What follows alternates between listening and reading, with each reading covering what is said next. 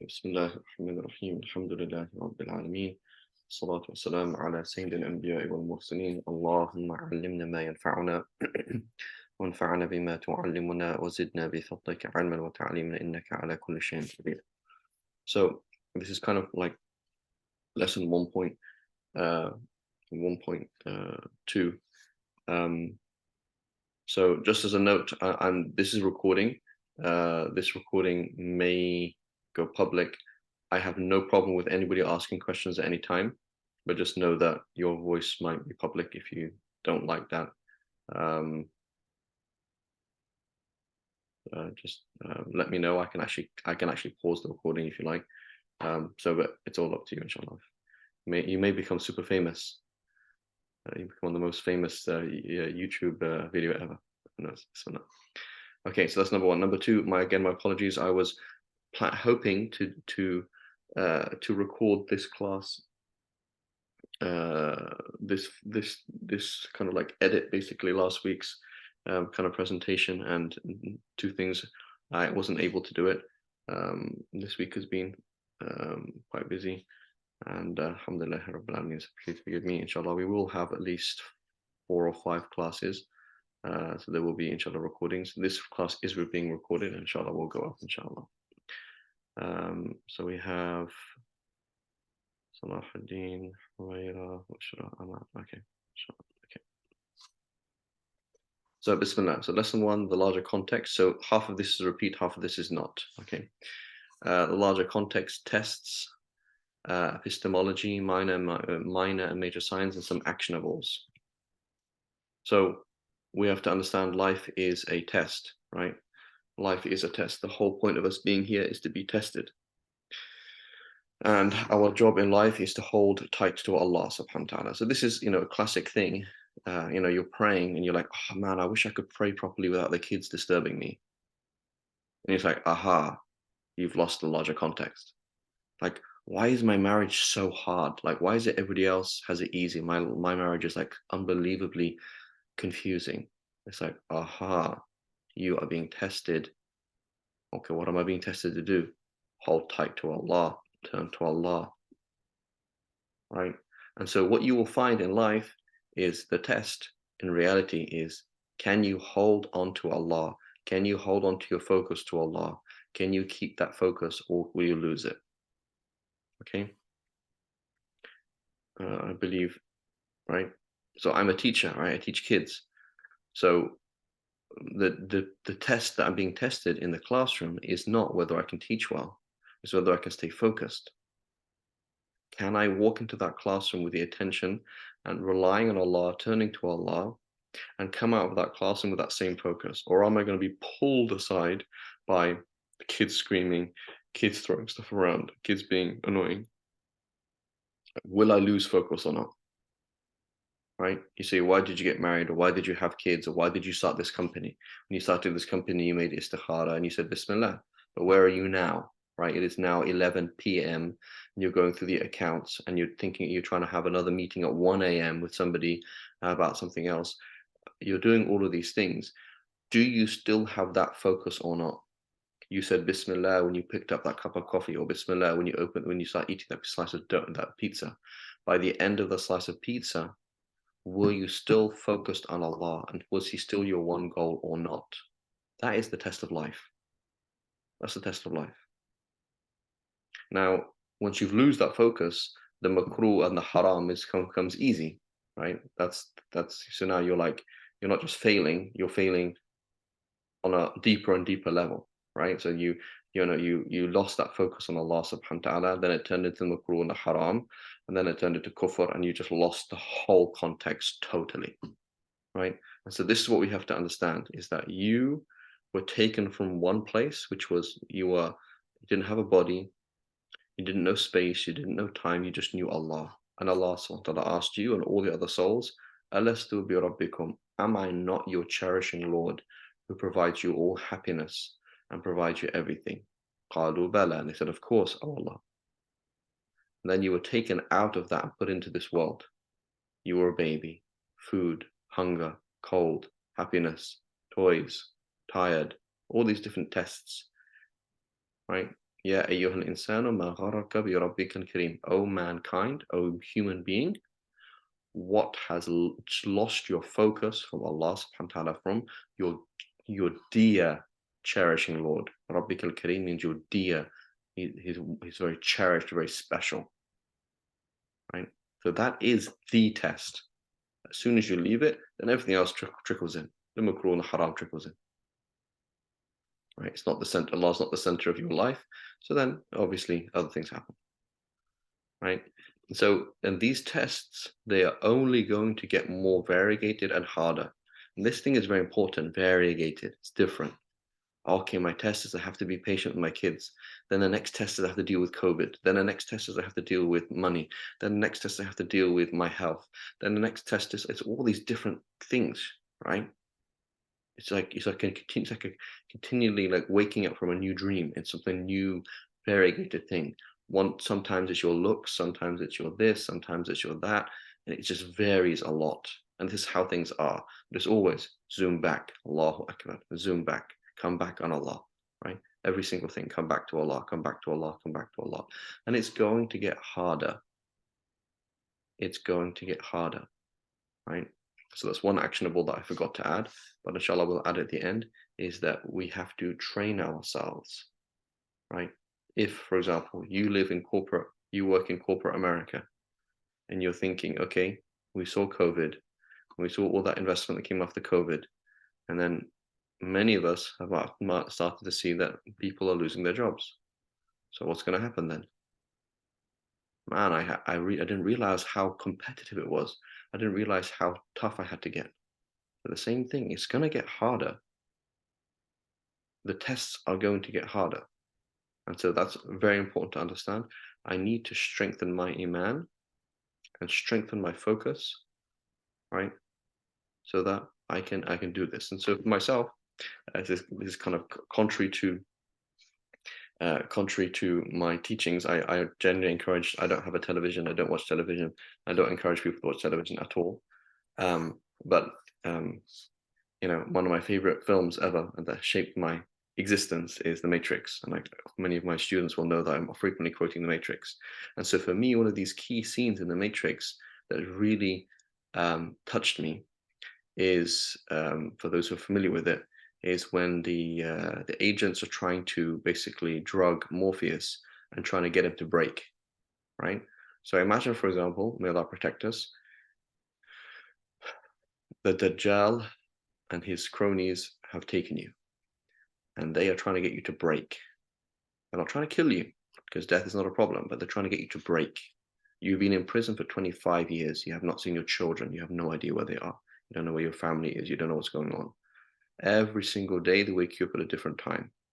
And they're trying to get you to leave the deen through emotional torture, through chemical torture, through this, through that. And it doesn't matter what chemicals they put into your body when they ask you, is the Dajjal your God, or is Allah your God, or does whatever it is, it's just in your blood, like Allah is my Lord, and I'm only going to do that. Just like Sayyidina Bilal, ahadun, ahadun, right? They're torturing him, torturing. But that level, to be at that level, you need to work on certain things when things are easy, like when you have a choice, when nobody is torturing you, when nobody is pushing you. You need to deal with something, right? You need to be tough religiously that you can do this. I can say no to the haram, and I can say no to the makruh, and I can say yes to the sunnah, and I can say yes to Allah when times are easy, so that when it becomes harder, I can do this, right? So right now, relatively speaking, for most of us in life, we're living an easy life. Nobody's putting a gun to your head. Nobody's forcing you. No one's going to do anything. You wear a hijab, nothing's going to happen to you. You would grow your beard, no one's going to happen. If you pray in your office, nothing's going to happen. But there will come a time where it's not like that. And there are places in the world where it's not like that. Okay, so tests. So Allah subhanahu wa ta'ala is going to, separate the wheat from the chaff. So you say, well, I'm a believer, khalas. You may not be a believer when you die. I'm telling you that now. I'm telling myself that now. And I'm telling you that now. You may not be a believer when you die. You may die as a kafir. right? Just because you were born on Iman does not mean you die on Iman. It is not an identity card. It is a choice. Iman is a choice. And you have to make choices, and they're very difficult. And you make the right choice, and your life becomes fantastic. You make the wrong choice, your life becomes very bad, right? And so Allah subhanahu wa ta'ala is going to separate the wheat from the chaff, the good from the bad, the bad from the worse, the good from the better. Right? You will, every single moment of your life, you are being tested. No question. Are you going to do what is good, or are you going to do what is better? Are you going to do what is good, or are you going to do what is bad? Are you going to do what is bad, or are you going to do what is worse? Period. There is no escape. You are in an exam room from the day you reach puberty to the day you die. Again, what is that test? Focus. Right? What is this thing in your life revolving around? The tea. I'm tired. You're not tired. You need Allah. So you turn to Allah and then drink tea. Oh, my back hurts. Okay, well, focus on Allah. Oh, Allah, please help my back. Right? That's the test. So you're being tested. Are you going to focus on your back, or are you going to focus on Allah? Oh my God, I have 5 minutes to get to work and I got the kids. Focus on Allah. The kids, oh my God, I can't believe the kid just threw all the cereal on the floor. Why did you do that? Focus on Allah. That's the test, right? That's the test. Bring it back, right? And then your warm up to your test is, what are you doing in your life? So you might say, oh Allah, in my life, I'm a very busy person. I'm a very busy person. Allah, I don't have too much time for ibadah.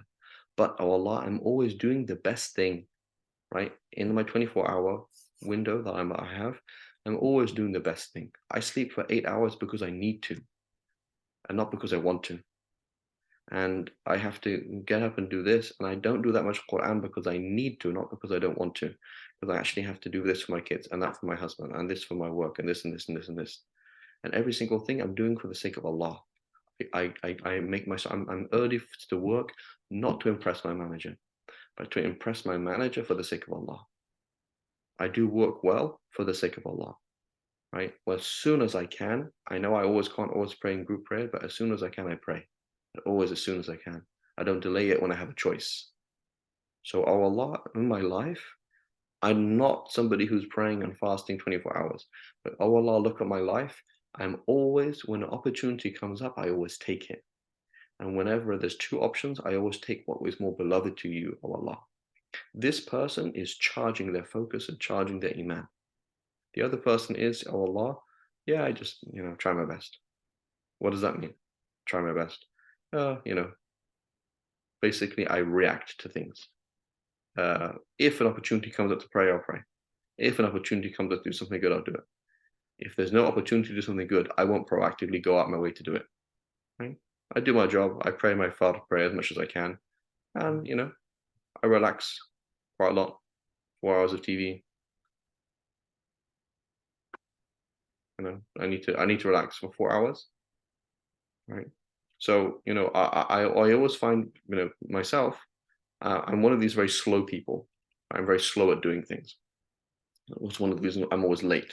And so I'm always surprised when I see people they seem to have a lot of time. Okay, one of the reasons is some people, they have more time, perhaps because they're fast, they do their work quickly, they do things quickly, perhaps.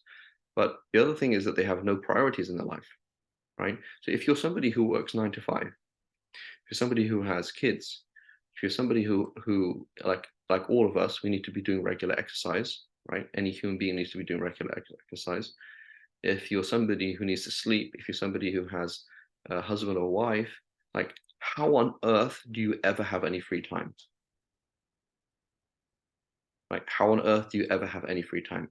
So the idea that you have time to just do nothing, right? That doesn't really make any sense. Unless you're actively, for example, I need to relax, and so I'm going to sit down and actively do nothing for something. But somebody who just like, oh yeah, in your free time, like, when is my free time? Like, that doesn't exist. I don't have free time. Right. And so all you can do, most people then, is you have your 24 hours a day. All you can do is say, Ya Allah, I have 72 hours of things to do in these 24 hours. So Ya Allah, I can't do everything. So all I'm going to do is ferret through these things and find out what is more beloved to you. And then each time you do something right, your iman and your focus and your clarity and your light become stronger. And each time you flake and you do the wrong thing, you lose your focus, you do the wrong choice, right? That extra bite of food. Why did you need to do that? The comment to your husband or wife that wasn't really, they didn't stem from Allah, it stemmed from get back or whatever it was. The comment that you said to your kids that was not constructive, right? You said to your kids, why did you do that, kid? Go back. Why did you ask your kid, why did you do that? What was the point? Were you trying to explain to them? Say, Habibi, darling, next time, please don't do that. That makes sense. But like, oh, why are you doing this? What was the point of that comment? It was just nothing, right? So either stronger or weaker. You're either weakening your iman or strengthening iman every single second of your life. Okay, that makes sense, inshallah. Any questions so far? I'm just trying to see. So Aman, you were here. You weren't here last week, were you? Sister Bushra, I think, was here. Sister Rimsha was not here last week. Salahuddin, you were here.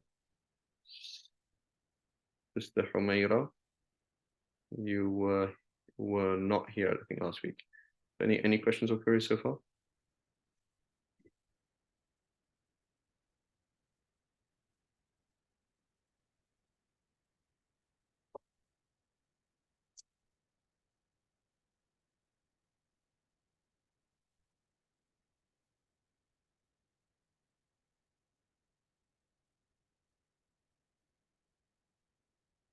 Okay.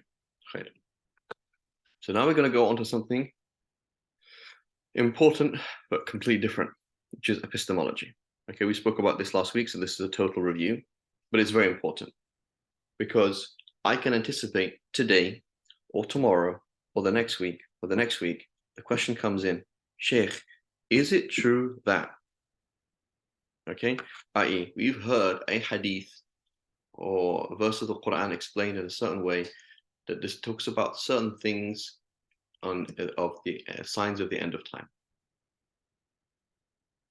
Okay, and so when we talk about signs of the end of time, we are talking about understanding revelation. Revelation meaning understanding the Quran and Hadith. What has been revealed to the Prophet ﷺ as Quran, and what has been revealed to the Prophet ﷺ as revelation. Everything he said was revelation. So when we are taking that revelation and taking it apart and trying to say, is it true that this? Is it true that that? We're making claims. We're saying Islam says this, Islam says that. Now we have to understand that there's two variables, these two variables that we can that affect how we understand things and lead to A, difference of agreement, B, lack of clarity in general. Just lack of clarity in general. Right? So why is it that ulama disagree on things? Why is it that when I ask a question about the Dajjal, you sometimes get different answers? The answer is we don't know everything. Why don't we know everything? Because A, not all revelation is crystal clear. There are verses of the Quran that are crystal clear. There are hadiths that are crystal clear. There are verses of the Quran that are clear, but they're not crystal clear. And there are hadiths that are clear, but they're not crystal clear. And there are verses of the Quran that are not clear. We don't know what that really means. It could really mean this or this. And hadiths are similar. So therefore, you have that first variable, clarity of language, results in one of three categories. I understand what's being said. I'm pretty sure I understand what's being said. I don't understand what's being said. Okay? So when I'm reading the Quran and the Hadith and I'm saying before Judgment Day, this is going to happen or that's going to happen. To what extent do I know that? Okay? So it's very important. And then the relative confidence in the accuracy of the text. To what extent are you, the person listening in the 1,400 years after Prophet Muhammad ﷺ, to what extent are you confident that he actually said these words? Are you absolutely sure? Are you confident? Do you doubt?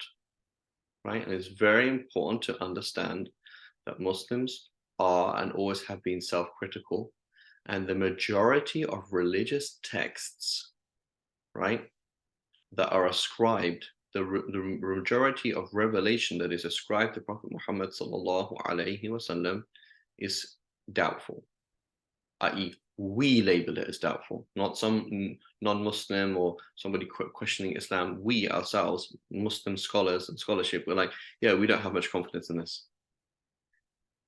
Right? Most hadiths, say 75% of hadiths, okay, are doubtful. So you read a hadith and you say, oh, like, oh, I heard this. Say, well, that's true. It's possible that the Prophet said that. It's also possible he didn't say it. Okay, so a large chunk of hadiths are 75%, of them will be related to the Judgment Day, etc. Or these things. We're like, yeah, it's possible, right? It's interesting. It's possible that this will happen. It's also possible that it won't happen, right? And then another maybe 25% is we're confident, right? But there's a difference between confidence and surety, right? So like, yeah, I'm confident the Prophet said this. I'm confident the Prophet said that. But you don't actually know the Prophet said that. And then there's a small slice, which you can say it is a historical fact that Prophet Muhammad, whether you believe in him or not, you cannot question it. It is a historical fact, 100% historical fact that he said this or he did this. And that's a small slice of hadith. Okay? As for the Quran, that is the case. It's a historical fact that Prophet Muhammad, whether you believe in him or not, he recited Bismillahir Rahmanir Rahim to Min al-Jinnati wan Nas. You can't question it if you're a reasonable person. You can question it, you can say whatever you want, but it's not a reasonable thing. It is reasonable to say that it's a historical fact that Prophet Muhammad said these words from beginning to end. So when we're looking at the Quran, we're not questioning whether there's no question of confidence. We know as a fact that all of these things were said by him. The question with the Quran is, what did he mean? But with hadith, we're going to ask the question, what does it mean? And to what extent am I confident that he said these words? So I have three categories then. I know what's being, I 100% understand the language. I 90% understand the language. I 50% understand the language. It's 50-50. It's possible the other way. Then I'm 100% certain that Prophet Muhammad said these words. I am 90% sure he said these words. I am 50% sure he said these words. Okay, so if you combine those two variables, you're going to get 9 categories. So when you see Islam says this, or Prophet Muhammad says this, at the end of time, this is going to happen, that quote, that thing can be put in any one of these 9 categories. It's gonna happen, it's definitely gonna happen, it's this, where is it? Right?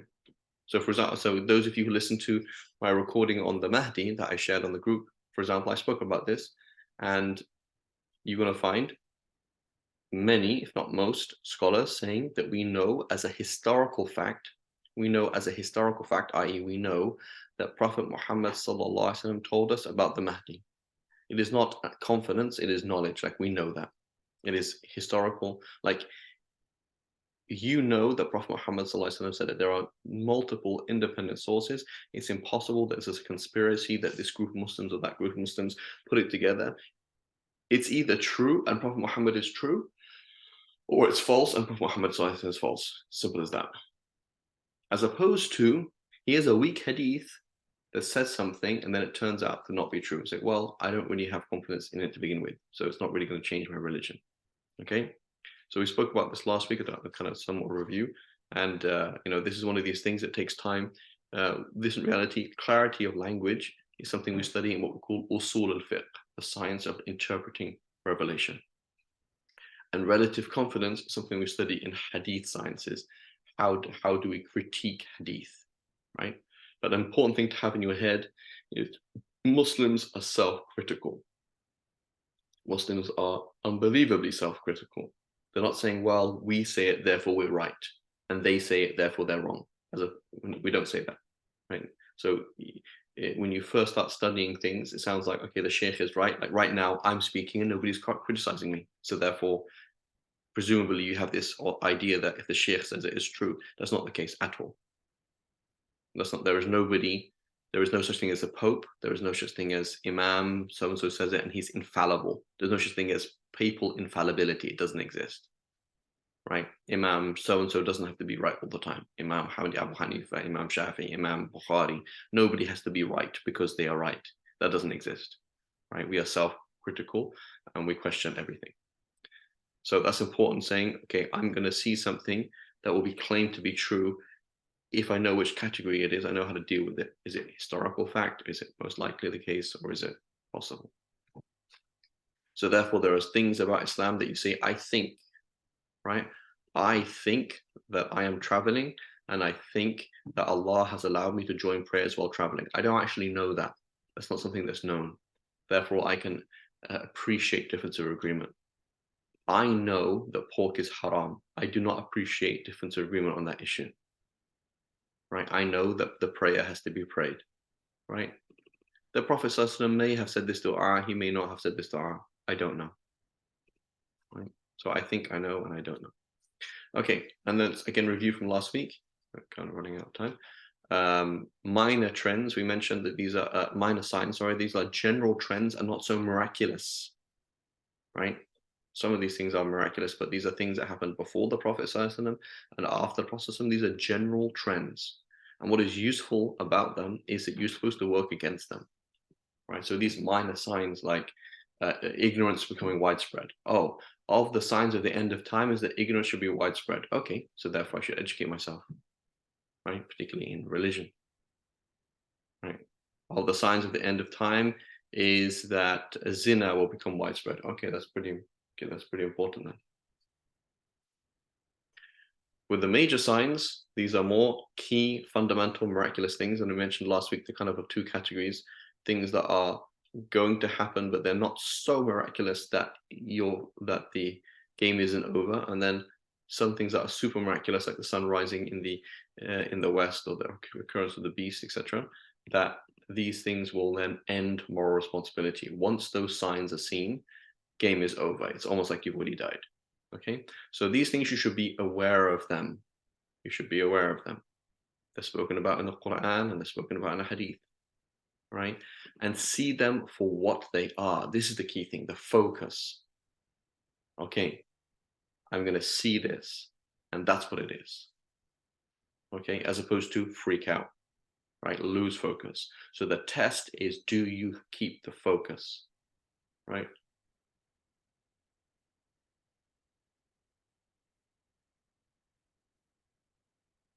That's the thing. And then focus on the big picture, not on the minutiae.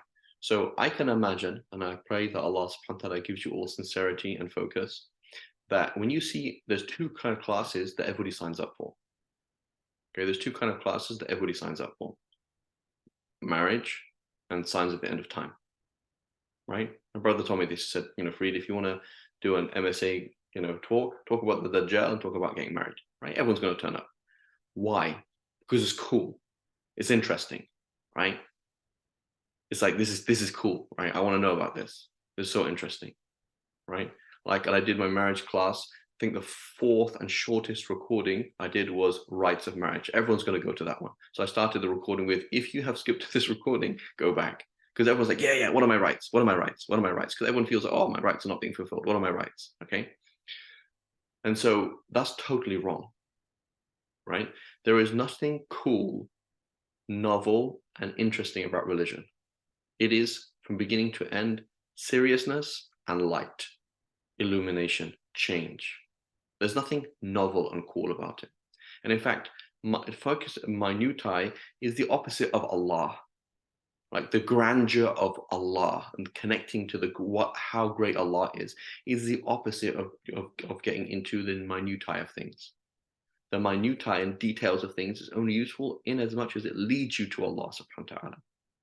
So I remember a conversation, perhaps I mentioned this last week, that I was into beginning of civilization. Like I like anthropology and beginning of civilization, things like that.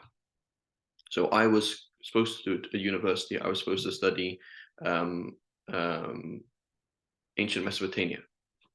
right? I was learning cuneiform and all that kind of stuff, right?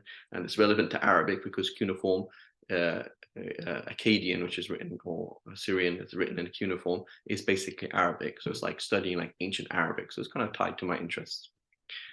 Anyway, so I was living with somebody or sharing a room next to somebody, and he was like, "Oh, what are you interested in?" So, "Oh, I'm interested in the signs of the end of time," right? I was like, "Well, that's not an interest, is it? That's not like a cool thing, right?" So being into like, "Oh, I know this detail and that detail," the details are not going to save you. There's going to be some sheikh today that has written more books on this stuff than anybody else, and has tried to give an exhaustive list of every single hadith, sound or weak, about this thing, and he won't be guided. He's not a guided person. You don't see him in the masjid. You don't see him crying in sujood, right? You see him not involved in his family. He's not applying the deen in his life. So the minuta is not going to help you. The minuta has to be there, right? But it's not going to help you, right? Just like in fiqh, I need to know the details of fiqh, but that's not the deen, is it? That's just a tool. So very important with the major signs, like, oh, I want to know about the Dajjal. Okay, well, if you knew exactly which village the Dajjal was coming from, would you be able to save you? No. Okay, so what's the point then? If I knew this, when he's coming or why he's coming, that's not the point. The point is, okay, I'm aware of the big picture. Some of the letter details are interesting, right? It's kind of interesting to me. For example, they mentioned that the Dajjal will be coming from Isfahan in Iran and be followed by the Jews of Isfahan. It's like, what? The Jews in Iran? And what are you talking about? Right? It is interesting, but that's not the thing, right? It's like you going to the gym and you're asking that your trainer, you're spending $300 an hour for personal training, $300 an hour, okay? And your trainer meets with you twice a week, and they're doing very specific training things, and they're asking you to do some very specific things at home in between. And you turn up and you're like, "Hey, Bob, your trainer, should I get a black wristband or a brown one?" And he's looking at you like, "Bro, you didn't do the training that you're supposed to have done. You're spending $300 an hour on me, right? Like, why are you doing this? It's a waste of time. You're dealing with the color of the sweatband that you're gonna wear, and that you didn't do the homework, you didn't do this, and you're not even doing it now. And then every 2 minutes you want a break, and he's like, "Bro, let's do this, right? Yeah, I'm giving you 1 hour, which is actually 50 minutes. And I'm charging you $300 an hour for this training, and you're doing nothing, right?" So this is our life, guys. Is that yes, we need the details of these things, and some of these details are very important. You need to know the details of sujood al-sahw. How do you pray otherwise? You need to know the details of going to the bathroom. Otherwise, how do you pray otherwise? You need to know the details of many things. But that's not the point. And when you see that, for example, this person, like, okay, I spend 4 hours on TikTok. It's like, if you spend 4 hours on TikTok, the Dajjal is going to get you like this. Doesn't matter how much deen you know. Right? So focusing on the big picture is very important. Okay, so going on to some minor signs. And so, very important principle: whenever you have a shahwa, a taste, and I want that detail, and it is not driven by, I fear Allah, I want to do something to save myself from the hellfire, know that it's satanic. Right? This is so cool. I want to hear about this. There's nothing cool or novel or anything. That's a sick and twisted version of the religion. Religion is al-jid, seriousness, seriousness. I fear Allah and I love Allah, and I'm trying to save myself from the hellfire, and I'm trying to earn Allah's love. I want to be one of those people that Allah loves. And there's nothing about, and so details are just tools, they're not goals. Whenever they become goals, that is a twisted and perverted version of the religion. May Allah protect us. Okay, so Allah subhanahu wa ta'ala says, Alif Lam Mim, do people reckon that they will be left to say, we believe, and they have not been tried? We certainly tried those before them, and assuredly God knows those who speak truly, and assuredly He knows the liars. And so, very important thing, Allah subhanahu wa ta'ala has given you Iman. Don't dream for a second that it's guaranteed, and don't dream for a second that it will not be tested. Okay? You will be tested. Roll up your sleeves and prepare for it, because you cannot afford to flake on this. You cannot afford to die outside of Islam. And it's very easy. Very easy. You could be in sujood tomorrow and you walk off and like, that's it, this is stupid. And one split second, Allah subhanahu wa ta'ala can take your iman away from you. One split second. So our fear of Allah subhanahu wa ta'ala should disturb us. We should have a natural and healthy trauma of hellfire and be disturbed by hellfire. It should be something very difficult for us to read about hellfire because it's very real. Okay, and that's a good. It should be like disturbed. Like I'm disturbed. Like why are you not talking, man? I just reciting the Quran and I'm just totally out of it. I can't do this. Like that's healthy because it's real. Like hellfire is real, and hellfire, the gates of hellfire will close on people who die as kuffar, and it will never be opened again, and you'll never ever come out. So the idea that I'm fine, as soon as you say I'm fine, it's a very dangerous way to think. Okay, it's also dangerous saying I'm doomed. That's also wrong. You say rather I'm at high risk. I am high risk of leaving the deen. I need to work day and night to save my iman. Ya Rab, please help me. Ya Rab, please help me. Ya Rab, help me. This is how we have to do. And Allah will test us. And Allah will test us. Try and shape your focus. Right? But you also understand, I am being tested right now. How am I responding? I am being tested right now. How am I responding? Most of us, may Allah forgive us, are like kids in an exam room or students in an exam room. This is one of your final tests in your medical exam, right? To finish medical school, and everybody is now having a paper airplane competition, right? Who, instead of doing the exam, they're playing with paper airplanes. And now the paper airplane competition has, and then now that somebody is trying to sell paper airplanes to other kids in the classrooms, like, what on earth are you doing? Like your whole focus is lost. You are in an exam room. You are being tested. Wake up. And they don't even see that at all. They're like, oh no, I'm just selling paper airplanes to the other kids in this class. And then further and deeper distraction until they wake up. May Allah protect us. And the Prophet ﷺ, he said, we think he said, with great confidence, but we don't know, he said, expect 6 signs before the end of time. He says, my death, the conquest of Jerusalem, the widespread and sudden death, great wealth, so that people who are given 100 gold coins will remain upset at not being given enough. And then a trial that will not spare a single Arab household, and a truce between you and between the yellow ones, which they will break and attack you under 80 war banners, each leading 12,000 people.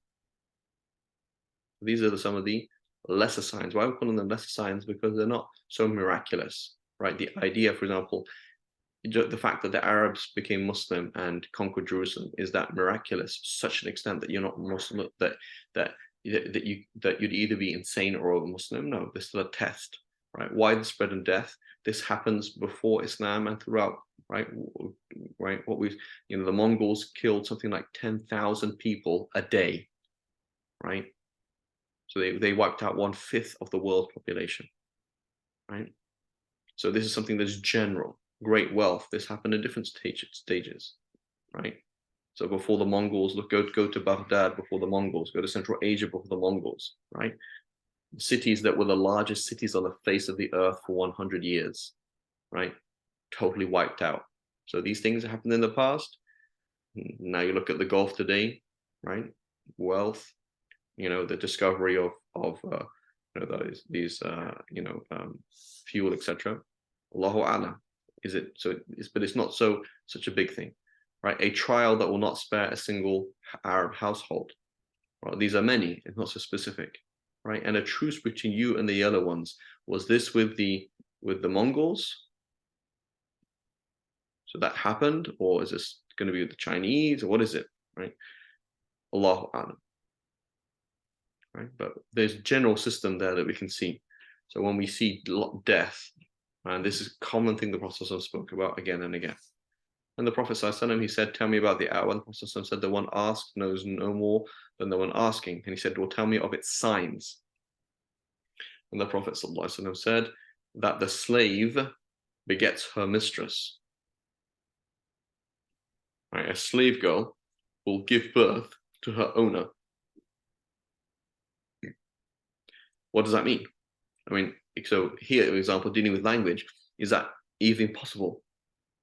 So I mean, I guess literally, here's a woman, she is owned by somebody else, and she gives birth to a woman, and that woman, that her daughter, eventually ends up owning her. Is that literal, Ya Rasulullah? I don't know. I don't know what that means. Many of the ulama, they said it means the inversion of hierarchy. Right, that's what it's talking about. But we don't know that.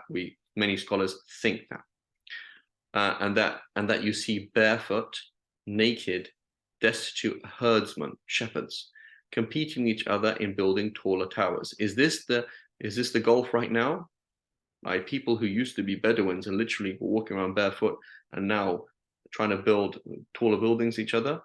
Or is this something that's going to happen in 1,000 years? Or is this not being realized because they're not actually barefoot and they're not actually like, is it literal? That's what it has to be, like they have to have no clothes on whatsoever and literally no money? Or is it that they were originally like that? Or is it they were like that in general? We don't know exactly. But certainly we can say is the inversion of the disrespect that we see with kids having to their parents and the dunya that's destroyed the Gulf, right? This is obviously a bad thing, right? We can say that categorically. And of a surety among the signs of the hour is that knowledge is lifted away. There are many, many hadiths to this thing, right? Knowledge is lifted, sacred knowledge, right? And the Prophet specifically mentioned what kind of knowledge at one time, or when the Sahaba explained to him, he said, what kind of knowledge? Khushu', humbled awe and prayer. So when we say knowledge, we don't mean knowing things about the world. And nor do we mean knowing things about the deen. We mean applying things about the deen. It's very specific. Knowledge does not mean I understand why Jupiter is the size it is, nor does it mean I understand the difference between what is in Bukhari and Muslim and who wrote this book and who wrote that. Right? That's not knowledge. Knowledge is I understand the haqq that my children have over me, and I fear Allah, and I'm trying my best to do that. That's what knowledge is. So it requires lots of facts, but it is an attitude, and it requires knowledge, knowing facts about religion, knowing facts about the world, but it is those things synthesized with applying in your life, a way of life. That's knowledge. So that will be lifted, right? One of the Sahaba said, you'll go to the masjid, you're not going to see a single person focused in prayer, right?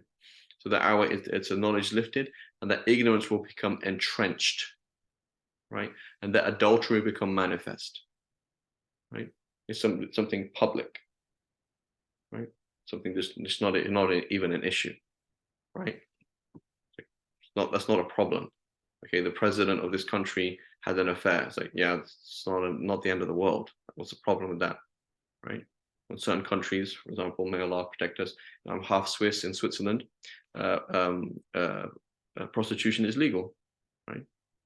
So imagine, for example, you're an Uber driver and you pick up somebody, right? In San Francisco, she might tell you, yeah, that's my job. She opens up. Otherwise, it's not a thing you talk about. Whereas in Switzerland, it's like, yeah, it's my job. I pay tax. What's your problem? I make money and I pay tax as well. Australia, same thing. It's not an issue, right? Or isn't it cute that, my son is going out with your daughter? Isn't that cute? It's like, that's not cute. What are you talking about? Right? That's not a thing that you say. Like, right? It's not a cute thing. It's like that's indecent, right? Something that it exists in society. No society is angelic. It's something that exists in society, but it's not something that is accepted by societies in general. That is now becoming something just like it's not a big deal. Don't worry about it.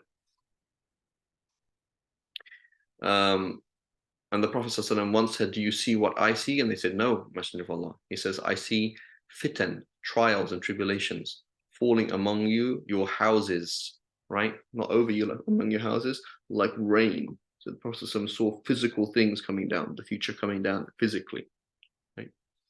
And so what are these fitan then? Fitan then is losing focus. Fitan is not death. Fitan is not COVID. Fitan is not loss of money. That's not fitna, right? Fitna is a loss of focus. I can't see how these things fit in anymore. And the Prophet ﷺ said, rush to do good deeds. Notice this, rush, and you can say, so it can be translated in two ways. You can say, rush to do good deeds, full stop, there will be fitan, right? Or you can translate it as rush ahead. We rush ahead of fitan, trials and tribulations, with good deeds. And those trials and tribulations will be like dark depths of the night. A man shall wake up as a believer and go to bed as a disbeliever. Notice my point? Or go to bed as a believer and wake up as a disbeliever. Or go to bed as a believer and wake up as a disbeliever, as a kafir. Selling his religion for the peace of the world. So every single time you eat an extra bite of food, you are selling your religion for the dunya. Every single time you do something haram because of peer pressure, you're selling your religion for the dunya. Same thing. Every single time you have 1 second and you don't use it for the wrong thing, you are selling your religion for the piece of the dunya. I just want to relax. I just want to hang out. I just want to can't be bothered. I just want to do this and do that.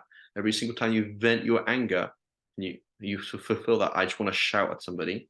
You are selling your religion for a piece of the world. I got that thing of the dunya. I managed to say what I wanted to say. But you're selling your religion. You're weakening your religion. So either on a grand level. Okay.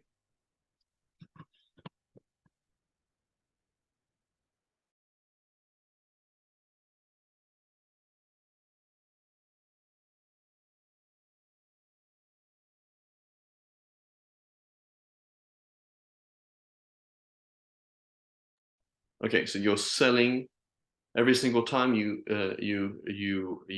just sit there thinking about nothing as opposed to talking to Allah. Every single time you pray and you're not talking to Allah, you're just talking to yourself. You are selling your religion, selling your deen, selling your relationship with Allah subhanahu wa ta'ala for the benefit of thinking about whatever you want to think about. Right? Same thing.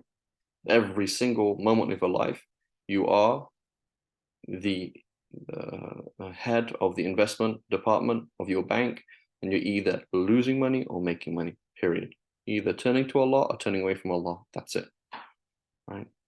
And so this thing gets weaker and weaker and weaker and weaker and weaker, and then this is what happens. Right? I remember somebody telling me about driving. They said, don't worry about your own driving.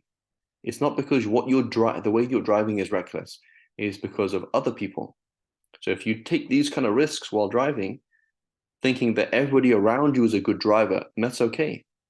But in reality, not everybody around you is a good driver. You take a risk like this, and there are stupid people out there, and you're going to have a car crash. Same thing. You take a risk like this, expecting everything's going to be fine, and tomorrow a trial comes to you. You lose your child, may Allah protect us. You lose your job. America goes into a big depression. What's your iman going to be like? If your iman is not strong while things are easy, how is it going to be when things are hard? Right? And the Prophet told us explicitly, he said, Ta'arraf ala Allahi fil rakha'i ya'rifka fi shidda. Get to know Allah when things are easy. Make sure that relationship is easy. Pray when things are easy. Right? Because when they're going to put a gun to your head and say, you cannot pray, take your hijab off, force you to do this, force you to do that, try and take your kids away from you, stop homeschooling, stop this, stop that, which is the case in many places in the world in reality. Total control. You don't have a right to do these things. What are you going to do then? Right? May Allah protect us all. So we have to, the Prophet was saying, prepare. And the Tabi'een, during the time of Abdullah ibn Zubayr, the Zubayriyin, etc., there was 3 civil wars or 4 civil wars between the Sahaba and Tabi'een. And he said, we came to Anas ibn Malik and we complained to him of Hajjaj, what he was doing to us. This was a ruler of the Umayyads who was very, very, very, very tough. And under his reign, the Kaaba was catapulted. They threw a catapult at the Kaaba, right? And so they said, this guy's insane. This is like, it doesn't make any sense. It's so crazy. So which he said, be patient. What does that mean? Don't do the haram. Keep the focus and see that Allah is running the show and follow what Allah wants you to do. For no time will come upon you except that the one after it will be worse. It's only going to get harder, right? You just started your exercise and your trainer has told you, by the way, this is just a warm-up. You're like, oh my God, you joking? So yeah, but that's how it is. Worse than it until you meet Allah. I heard this from the Messenger of Allah sallallahu alaihi wasallam. And the Prophet sallallahu alaihi wasallam said, by the one in whose hands is my soul, the world will not end until there comes upon a people a time when the killer will not know why he killed, nor the one killed why he was killed. And they asked, how shall that be? It doesn't make any sense. He replied, killing. The killer and the one killed should be in the hellfire. So what is this picture here? This is exactly what we saw. I mean, I was in Jordan in Arab Spring.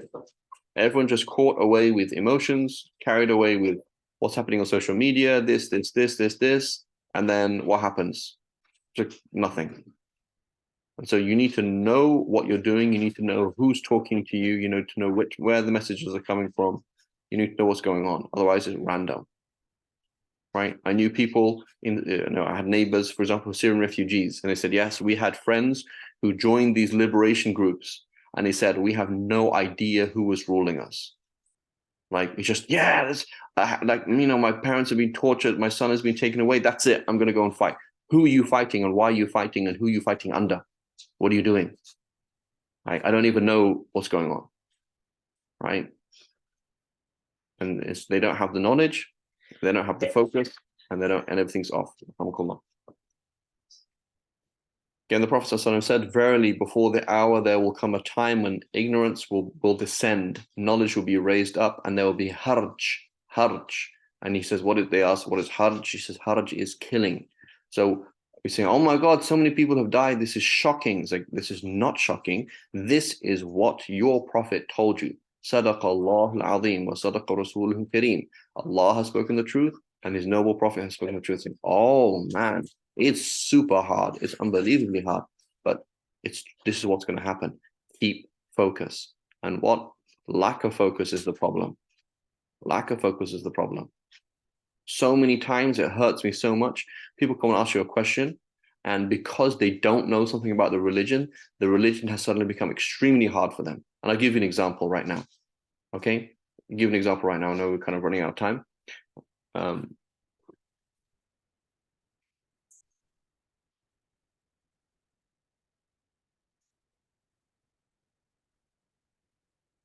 Okay, so I'll give you an example.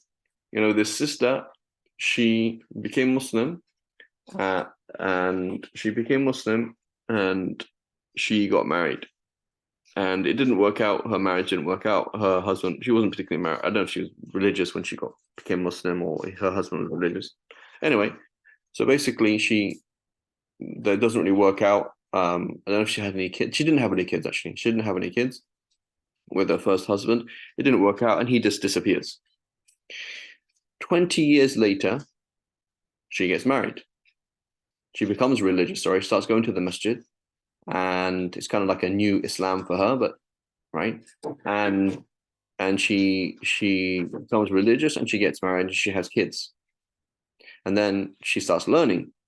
And then she learns about the fiqh of marriage and divorce and this and this and this and this. And what does she find out? She finds out, hang on a minute, my first husband never divorced me. She's like, yeah, well, I just thought the marriage is over because he's left. So, well, that doesn't mean that's not the marriage is over. Marriage is over if there's a divorce. And like, so you're still married to your first husband? Say, yeah.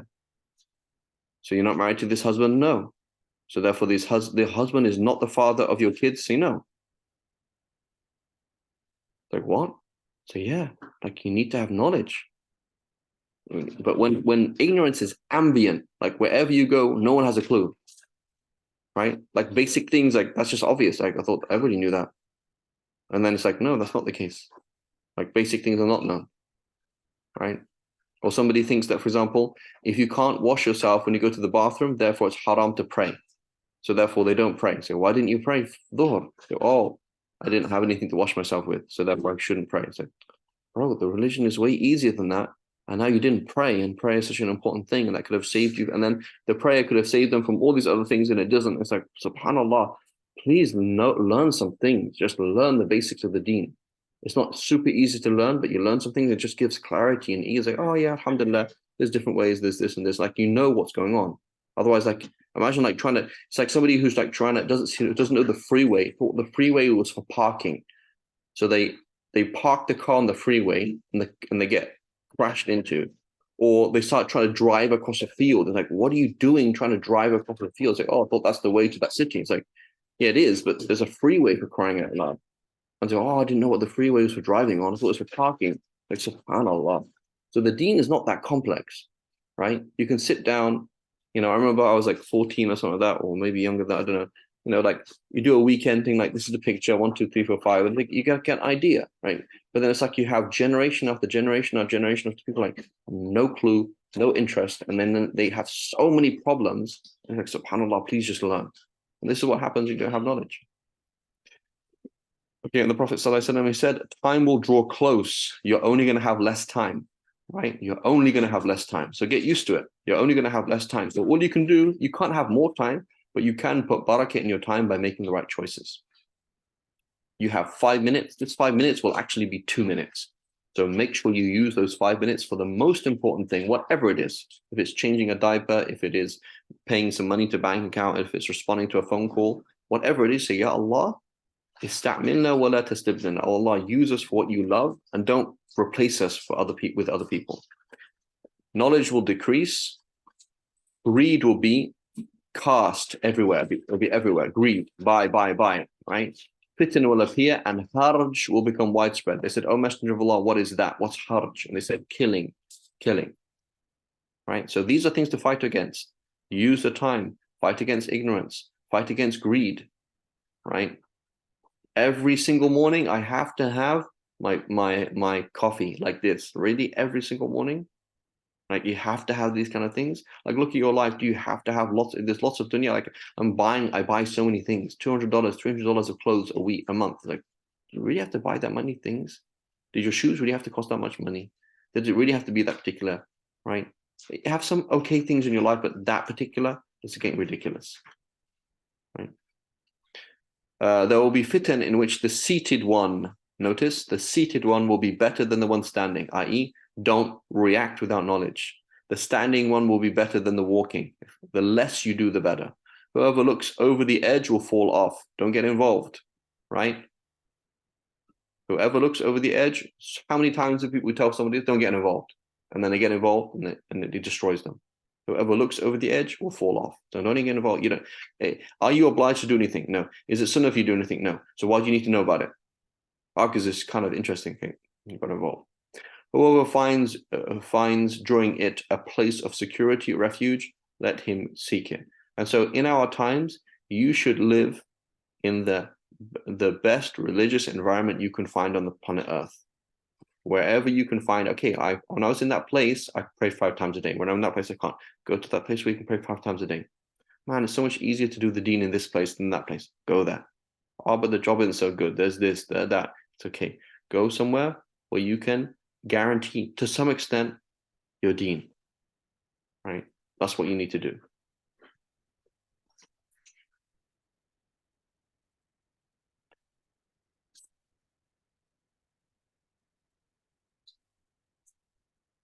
Okay, so I need to finish in like 2 minutes. The Prophet ﷺ said, you will make a truce with the Romans, the Byzantines, that will lead to peace. Then both of you will fight together against an enemy behind you, and then you will win and gain booty, right? War gains. Then, and it continues, and the Prophet ﷺ said, then a Roman will stand, lift the cross, and say, the cross has won, and a Muslim will start to kill him. At this point, the Romans will break the truce, and there will be a bloody battle, malahim.